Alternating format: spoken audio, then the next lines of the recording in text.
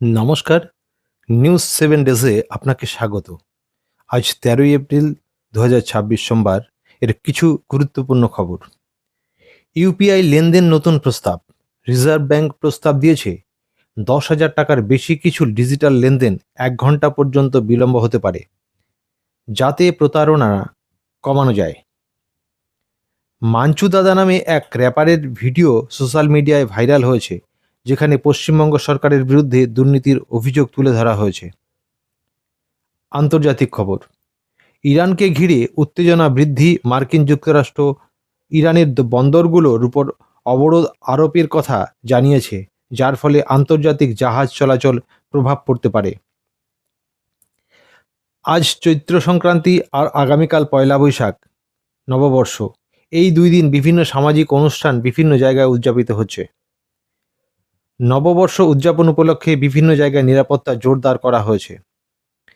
ভোটের মুখে কলকাতা পুলিশের রদবদল। পশ্চিমবঙ্গ বিধানসভা নির্বাচনের আগে কলকাতা পুলিশের বড়সড় পরিবর্তন এনেছে নির্বাচন কমিশন। যুগ্ম কমিশনার ও অতিরিক্ত কমিশনার স্তরে দায়িত্ব পুনর্বিন্যাস করা হয়েছে।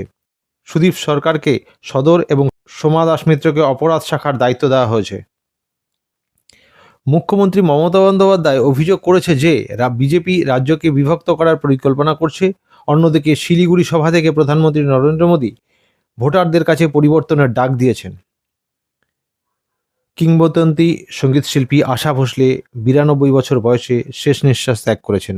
তার প্রয়াণে সাংস্কৃতিক মহলে শোকের ছায়া নেমে এসেছে। প্রধানমন্ত্রী ও রাজ্যের মুখ্যমন্ত্রী গভীর শোক প্রকাশ করেছেন। লাদাখের নতুন পরিচয়। আধার কার্ড থেকে জম্মু ও কাশ্মীর ট্যাগ সরিয়ে লাদাখকে একটি সম্পূর্ণ স্বতন্ত্র প্রশাসনিক পরিচয় দেওয়া হয়েছে। আন্তর্জাতিক সংবাদ। আমেরিকা ইরান উত্তেজনা। ইসলামাবাদে আমেরিকা ও ইরানের মধ্যে দীর্ঘ ২১ ঘন্টার শান্তি বৈঠক ব্যর্থ হয়েছে।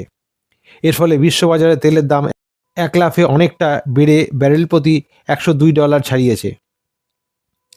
লেবাননে হামলা। দক্ষিণ লেবাননে ইসরায়েলি বিমান হামলায় অন্তত ৪ জন নিহত হওয়ার খবর পাওয়া গেছে। খেলার খবর।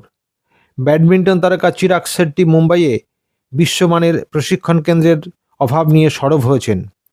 পরিবেশ। কুনো ন্যাশনাল পার্কে চিতা গামিনীর ছানা প্রসবের খবর বন্যপ্রাণী প্রেমীদের মধ্যে স্বস্তির বার্তা এনেছে।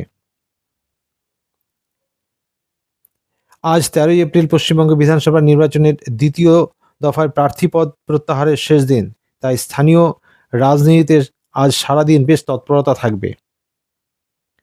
আবহাওয়া। তাপমাত্রা বাড়ার আশঙ্কা।